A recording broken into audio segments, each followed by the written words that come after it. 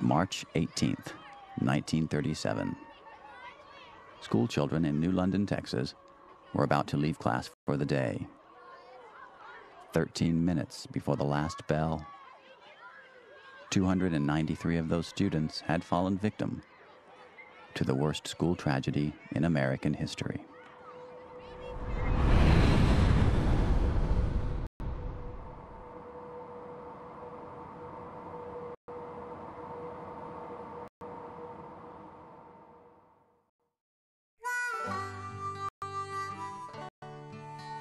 The East Texas oil boom began in 1930. It turned regional oil companies into giants and made millionaires out of farmers. Unbelievable amounts of what came to be known as black gold poured from the world's largest oil field discovered to date. Oil was so plentiful, it sold for as little as 10 cents a barrel. When oil was discovered here in 1930,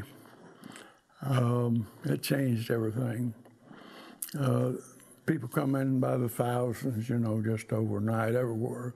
The industry was fairly new, and it was so wealthy and so responsible for so much of the Texas economy that whatever they did was pretty much accepted. In 1937, by that time, they had drilled hundreds and thousands of wells all over, up and down. And there was a derrick just about on every, when they drill a well, they'd leave a derrick, steel derrick there. So derricks were popping up everywhere. In fact, the well density during that time was about one well to every five or 6 acres. My dad worked in the oil fields. He went to East Texas, and he was looking for a job, and he found one with Humble Oil. I never knew a harder working man in my life. He liked to gamble a little, liked to drink a little, but he's still the best father anybody ever had. Fathers settled their families in the thriving town of New London, Texas, located 120 miles east of Dallas, in the heart of the East Texas oil field. In the 1930s, where you found oil, you found work. People from all over the country crowded into the towns of East Texas, hoping to escape the Great Depression. They took us out to old London to where we was going to live. We went out there and unloaded that furniture under the trees. Wasn't no house there. We lived under those trees for 2 weeks while Dad built a house. He went to the sawmills and bought that green pine lumber and built that house for $100. But we always had the chicken house and cows and everything to milk. Our grocery bill would run about $7 a month. We were people who made the best of what we had. My mother sewed my clothes. She raised a big garden and canned. She raised chickens. We used hand-me-downs. We were self-sufficient insofar as we could be. I was raised with a class of people that some people call oilfield trash, but I call them oilfield angels. Some people called us oilfield trash because we were transient, and we lived in not very nice places, a lot of them. Some of the people were fairly hard living, too. They spent their money as they made it in honky-tonks and places like that. We made things happen. We got out and climbed trees and went to the creeks and went in swimming, and we sailed across a mill pond one time in a tub, got in real bad trouble. And then there's a story of me that is infamous at London about Seeb taking his .22 rifle and shooting a can off my head. but we played William Tell that day. So as I say, we were not very bright, but yet we were not bored in the least. By 1934, sudden wealth from the oil industry had turned the London School District into one of the country's wealthiest. That same year, construction of the main building of the London Junior-Senior High School was complete. Children in the 5th grade through seniors began classes in what was the nation's richest rural school. Even so, a typical day there was about the same as at any other school in America. The London School District had oil wells on their property, so they had a lot of money, more so than most independent school districts. So they didn't stint for things. It was up to date and good teachers. Our crews, we were up and down the oil field just about every day or two, maybe 2 or 3 times a week. We'd pass here on the truck, and we'd just marvel at what a nice school. If we'd had something like that to go to school, how happy we would have been. So it was a jewel. It was a jewel among a lot of thorns, so to speak. We'd all sort of emerge from our houses at the same time and walk through the woods to the school. You'd wear a little, some kind of a cotton dress. At different times in my life, I had dresses sewed out of feed sacks, but generally speaking, fabric was 19 cents a yard, and so I just had nice little dresses that my mother sewed, and she also, of course, sewed my underwear, sometimes out of the same fabric of the dress. I had one suit of khakis and a shirt and one suit of overalls to make my school year in. And when I come in from school, and I had one pair of shoes, and I had to take my shoes off, then I'd go barefooted. Thank the Lord for peanut butter. I always had peanut butter and crackers in my lunch. When I started school out at London, our school bus was a semi. They were trailer trucks. They had a tractor rigging, and then in the back, a teacher rode with to have control over the children, and the teacher that rode had a buzzer, could buzz the driver, and he'd stop.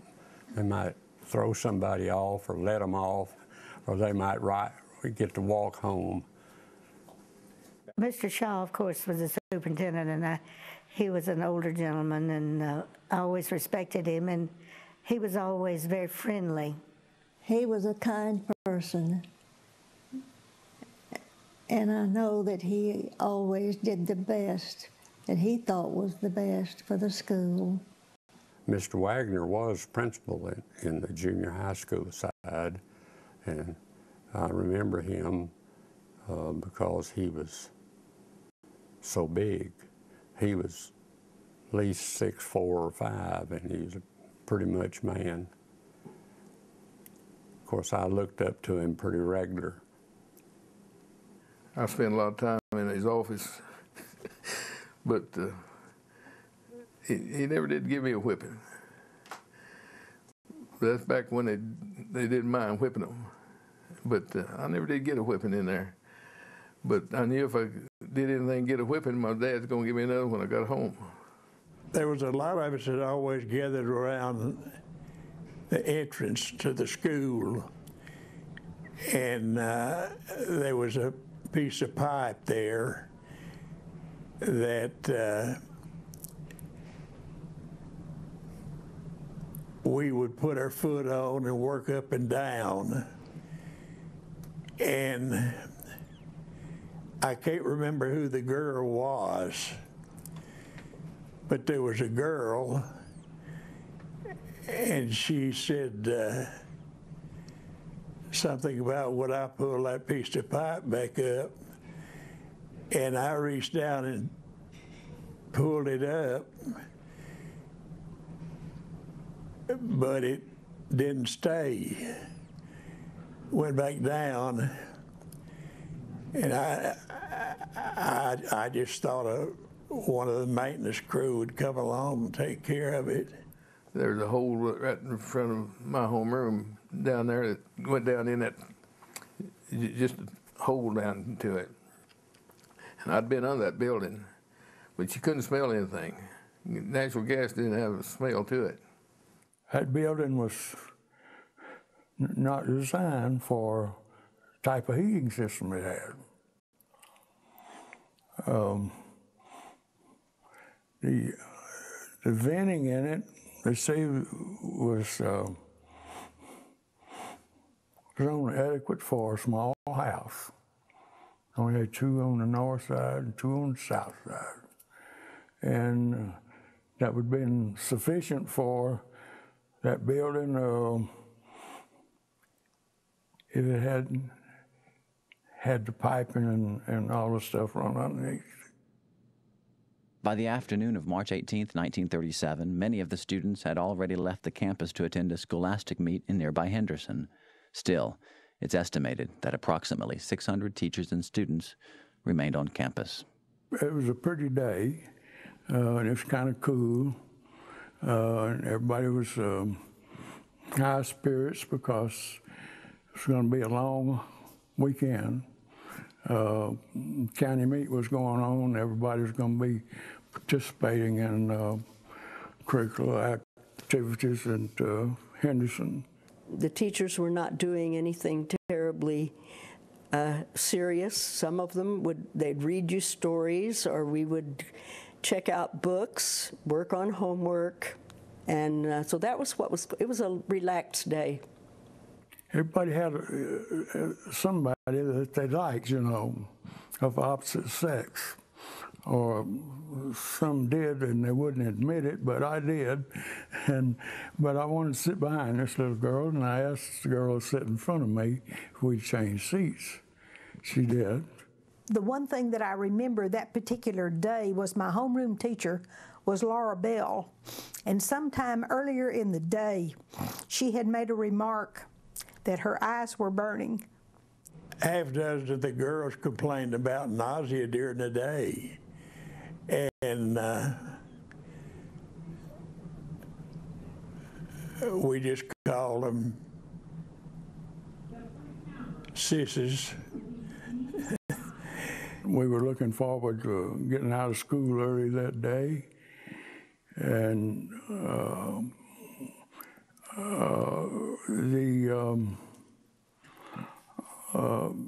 next to last period, they announced that just before that period was over, was supposed to have been the end of the day.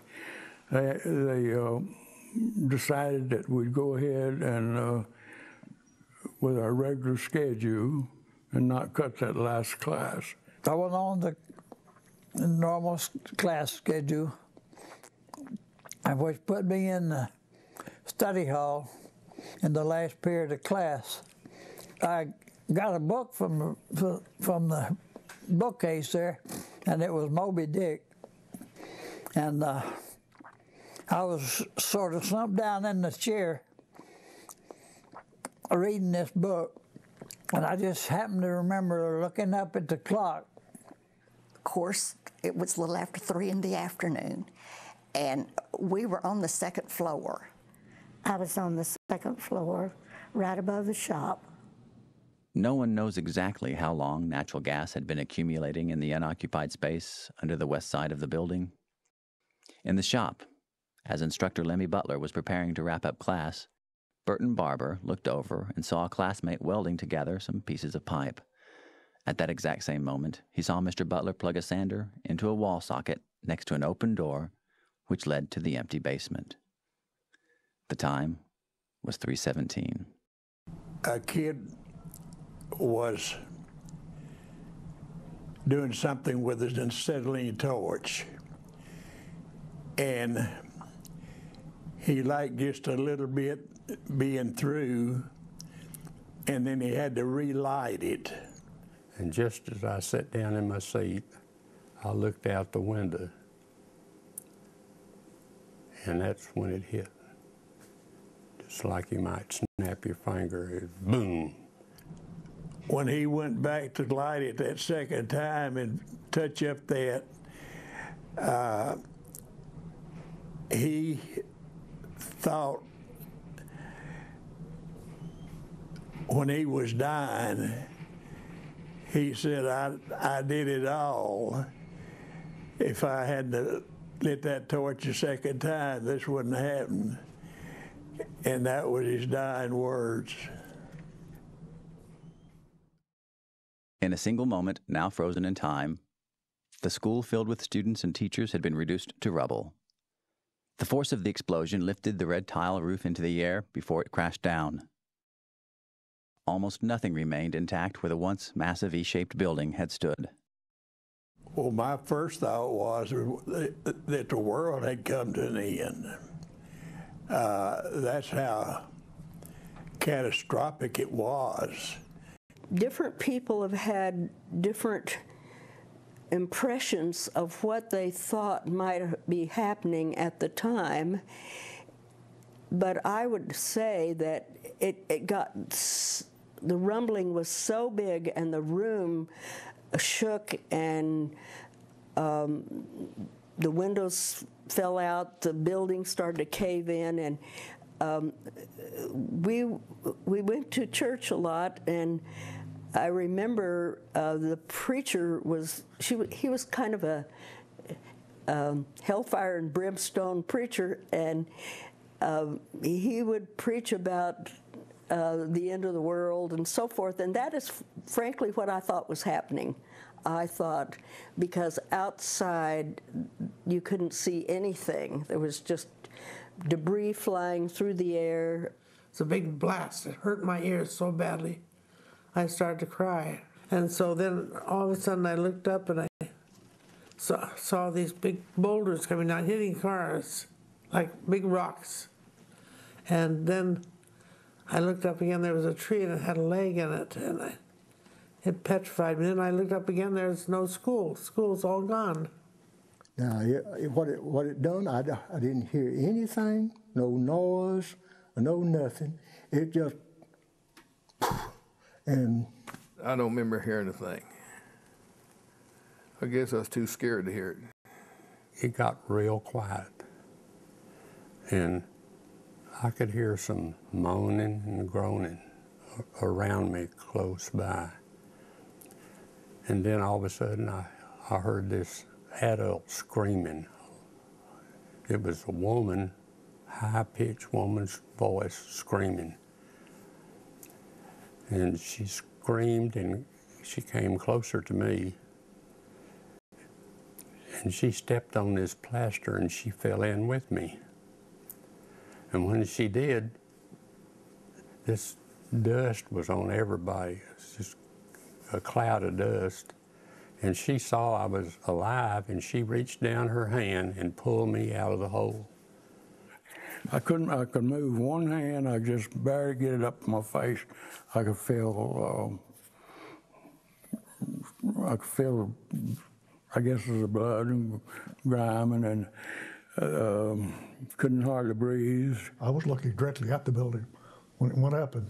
And what I saw going was the roof almost intact, going up as a single piece, and then pieces of the wall were, of course, going out, and big chunks of the wall went quite a ways.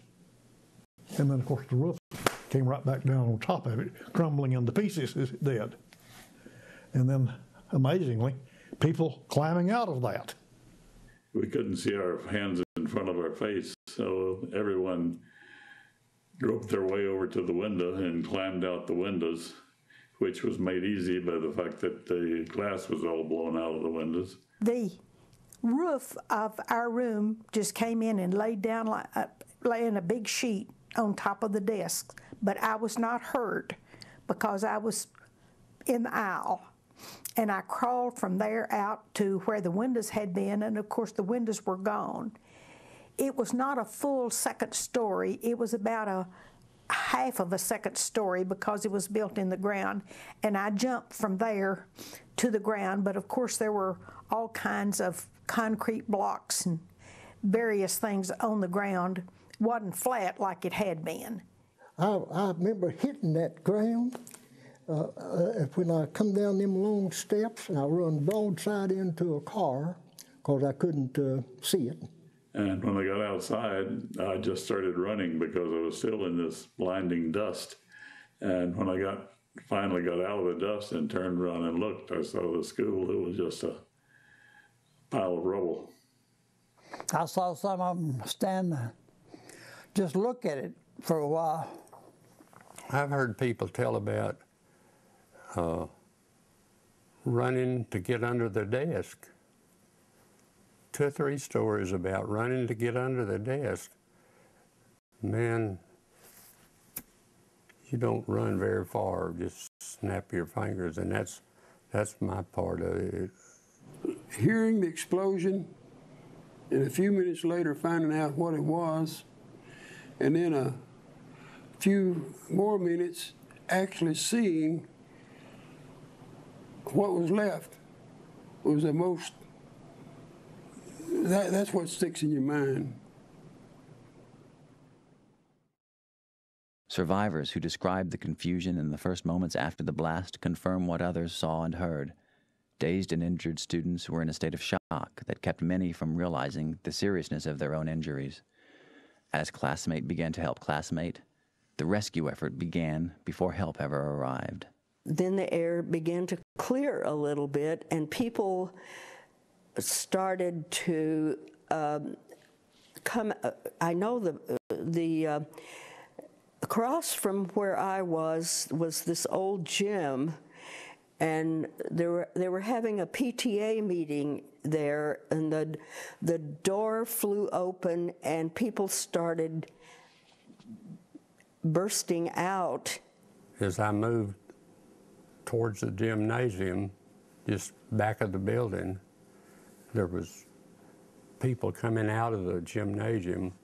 They'd been in there to a program, and of course they heard the blast, and they were all coming out looking to see what happened, and everybody's real excited.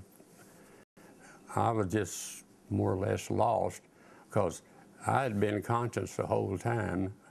I didn't know it at that time, but my head was bleeding. I had a cut over my left ear, and as I wandered to that water fountain, there was 2 adult ladies there, and they took me and washed my head off. After she washed my head off, I turned to the side there, and here come a high school boy, a big boy, walking up. And I remember he had real deep gashes in his face. He'd like been cut with glass or something. And this lady said, "Excuse me, sonny boy, let me help this boy." And she got some water and poured on him. And as far as I know, that's the only person I saw that looked dead. She took a sheet of notebook paper when he fell down, and she put it over his face. The first thing I remember seeing was a boy, and I have no identification of who it was, but he was lying with brick all around him, except for maybe his face. And I went over to touch him, and of course he was cold, and I couldn't help him. I had to be very careful in stepping around, or you'd step on a body part. I remember we went by one kid, and he was a high school boy, and he said, "Mr. Grigg, can you get this block off me?" There's a big concrete block on his legs. So Dad went and got 2 more guys come help him. They got a jack and picked it up.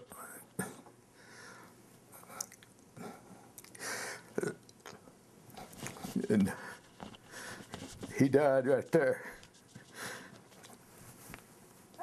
So we circled around looking and couldn't find my brothers.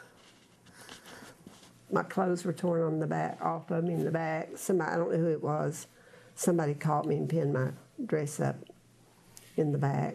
and I had knots all over my head from the bricks falling. I think it really knocked me unconscious for a while. Yet I had sense enough to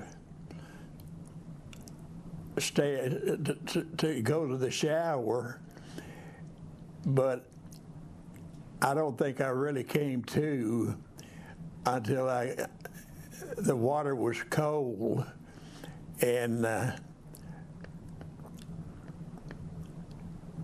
you can imagine, if you will, what a shock it is to just get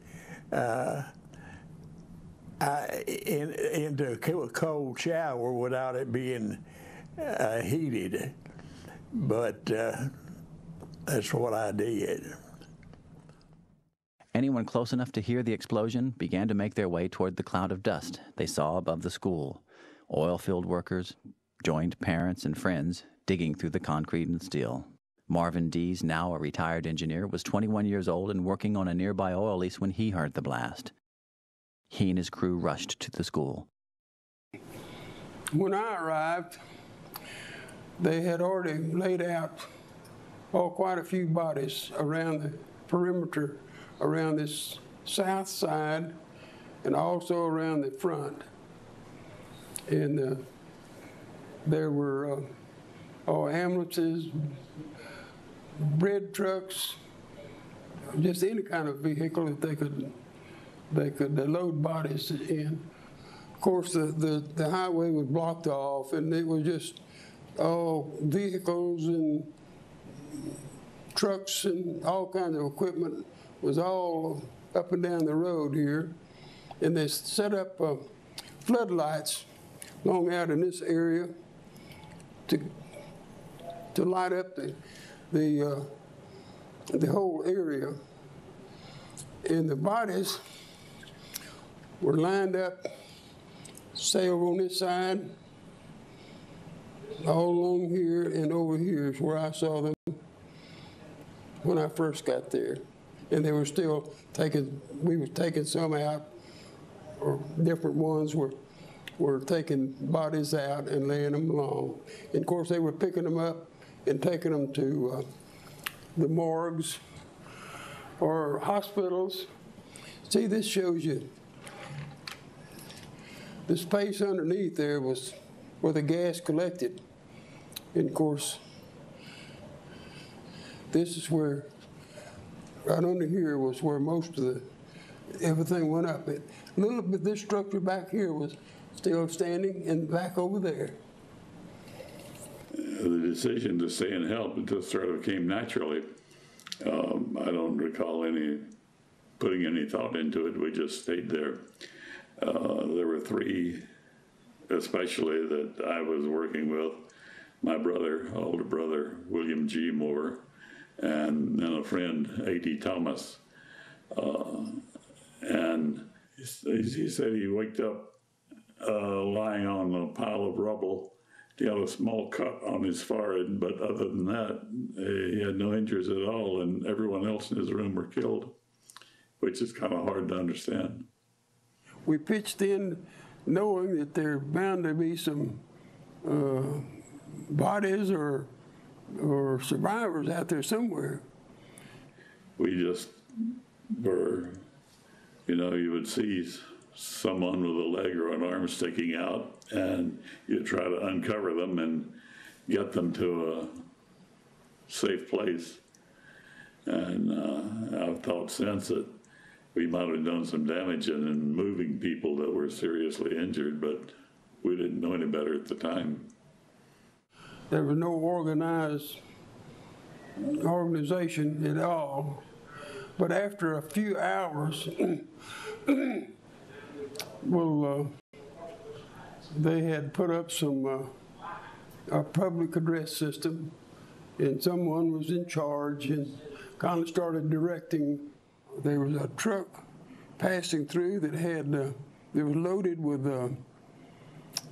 peach basket. Those had a truckload of them. Well, he had stopped, and somebody came up with the idea that we could form lines and use those baskets to transport the debris. The bread trucks emptied their loads of bread and anything else that had space in it, floor space, where they could haul bodies to the morgue or to the hospital. I saw a cattle truck dump some cattle in the field across the street. I saw a bakery truck come up and dump all the bakery goods into that same field. I watched those trucks go over there, and I saw them put sheets down in the bottom of the trucks, lay a row of bodies, because they were lining the bodies up by this cyclone fence over there, pulling them out and lining them up as fast as they could. We started forming what we called a basket brigade.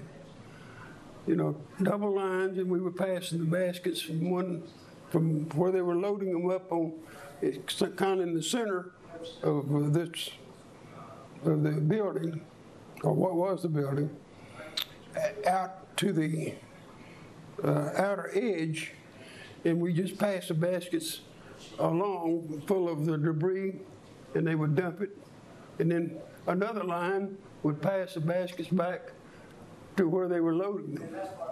And there was fellows coming out with bushel baskets full of body parts and using handmade stretchers for bringing out